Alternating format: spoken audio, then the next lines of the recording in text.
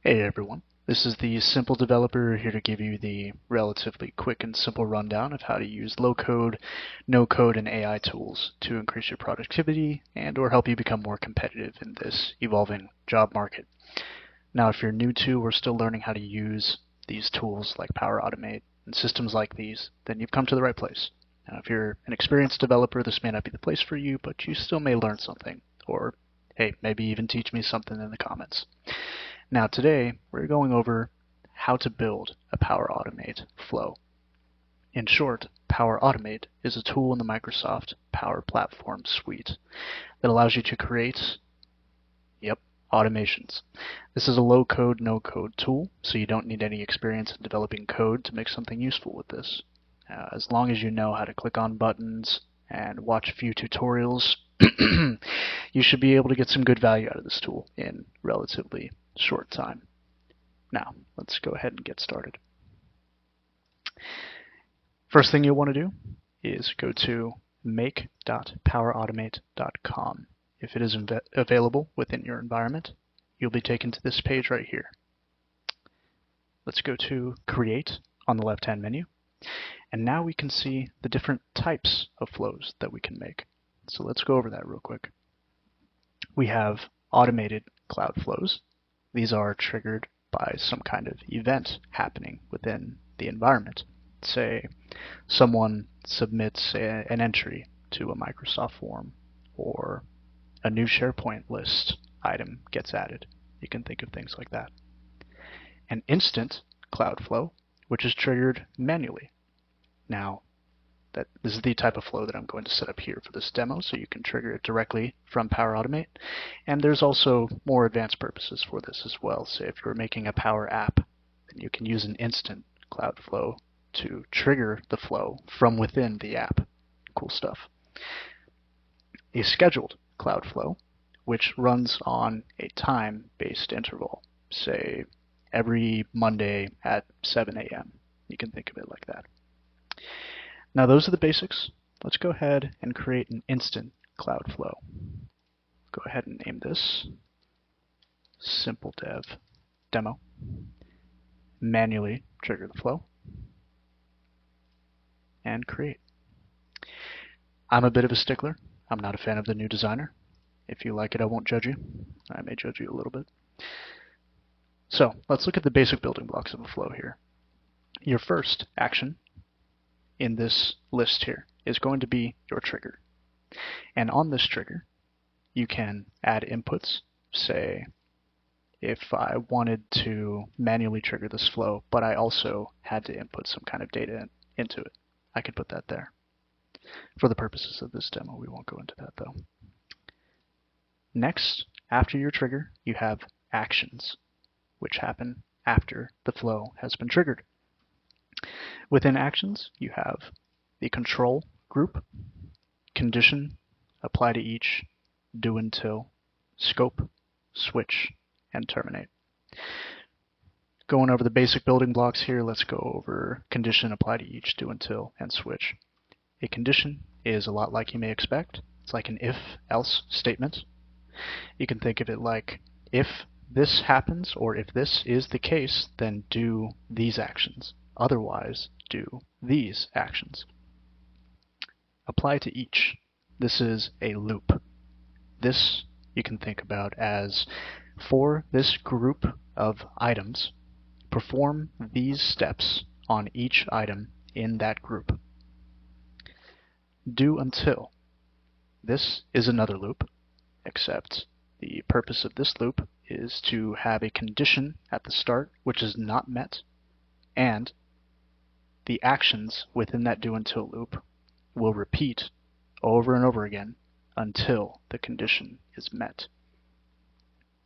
And switch, which you can think of as a more advanced, more annoying condition. If this is the case, then perform these actions. If this is the case, perform these actions, so on and so forth, as much as you want. So let's go ahead and set ourselves up for success here. What I'm going to be doing is I will go to my Simple Dev SharePoint site, and I want to create a new list, a new SharePoint list. Let's call it Power Automate Demo List.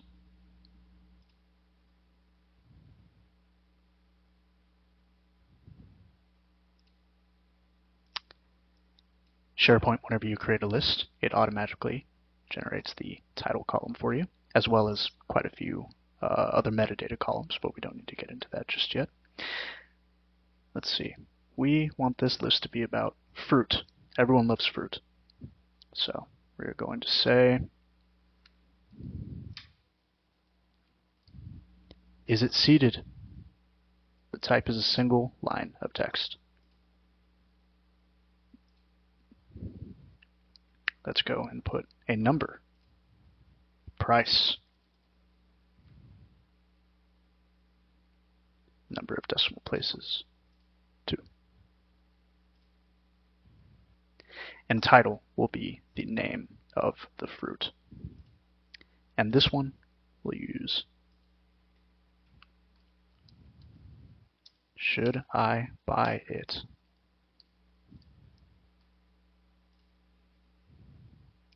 All right, let's go into grid view here on this list and start adding some fruit. Apple, orange, banana, peach, pomegranate. Apples are seeded. Oranges are seeded. Bananas, believe it or not, they're seeded. Same for peaches. And definitely pomegranates. Price. Honestly, I don't really know the price of an apple. Let's say an apple is $1. An orange is $1.50. A banana, $1.25. A peach, $2.25. And a pomegranate, let's just say this is wildly expensive. $5 for a pomegranate. Now we can exit the grid view, and now we have some data that we can work with. I'm going to go ahead up. That's fine. I'm going to go ahead and recreate our flow because we want it to be able to access this list that we just created. We have our trigger. We will trigger it manually. And we'll put our first step here, which is within SharePoint. Let's go ahead and type SharePoint. Select the SharePoint connector. And now we can see all of the actions that Power Automate provides us for things that we can do with the SharePoint connector. Now what I want is an item called get, or an action rather, called get items. To the right of each of these, you'll have more info here. Sometimes they're useful, sometimes they're not. This is good enough, I suppose. Gets items from a SharePoint list. That's exactly what we want. It's going to go ahead and create a connection for you. Sign in. And now within your Get Items action for SharePoint, we have some fields here to fill out so it knows which SharePoint list to find. My SharePoint site is the Simple Dev site, and my list is the Power Automate Demo list. So, site address. If it doesn't populate in the dropdown, then you can enter custom value, which it looks like we're doing here. Take the URL of your site and place it right there. Now that's good enough for Power Automate as well, and it can find our list, Power Automate Demo list.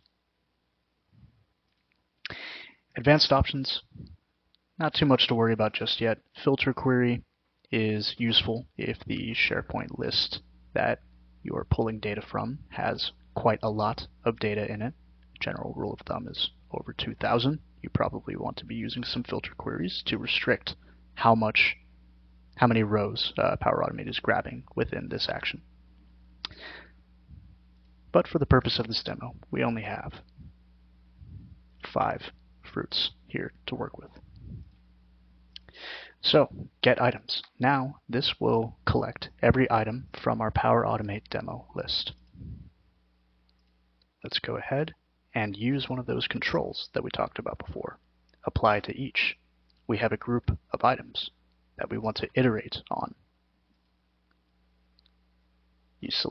You click here into the output, and within dynamic content on the right, you will see all of the values, if you will, that are now available to you within your flow as dynamic content.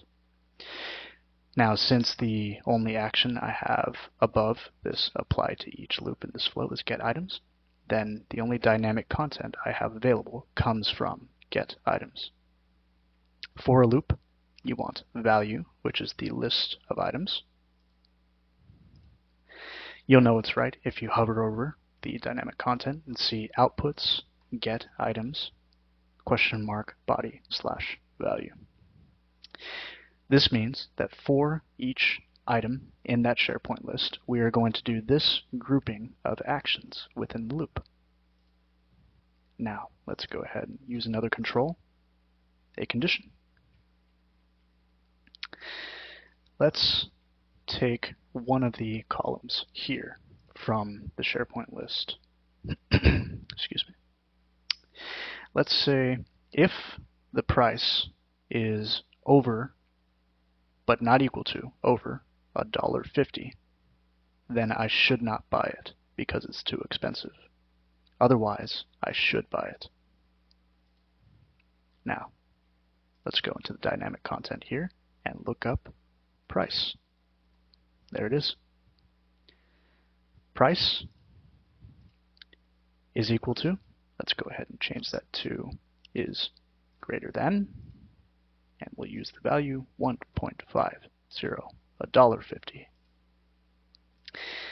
For each item in our SharePoint list of fruit, if the price is greater than $1.50, then let's go ahead and search up SharePoint. And now we will look for an action called update item. Updates an item in a SharePoint list. Once again, very helpful. Site address. Still not so helpful there. We'll go ahead and we'll grab our site URL again. Enter custom value. Power Automate demo list is our target SharePoint list. And ID. We will use dynamic content from earlier in the flow. Get items is now within a loop that is iterating on each of those items. So what we have available now to us is we can get the ID of the current item in that loop, which is exactly this right here. You'll know this has worked if you can hover over it and see items apply to each $ID. This means that it is looking at the item in the loop, the current item in the loop, and using that item's ID. And since we are in the left-hand side of the condition, which is for truth, if the price is greater than $1.50, then we will say, should I buy it? No. So now we'll go ahead and create the same action here on the right, just with a slight variation. SharePoint, search for update item. Let's enter our site address here again, and search for our list using our dynamic content ID. Should I buy it? Yes. This is the side of the condition where the price is less than or equal to $1.50. Now we have our flow. Let's go ahead and save this flow.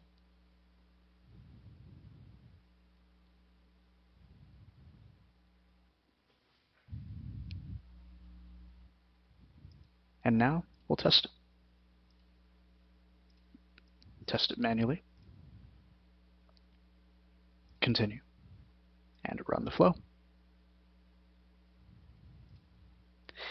We can watch the flow as it's actively going through the steps, but in this case it will happen very quickly.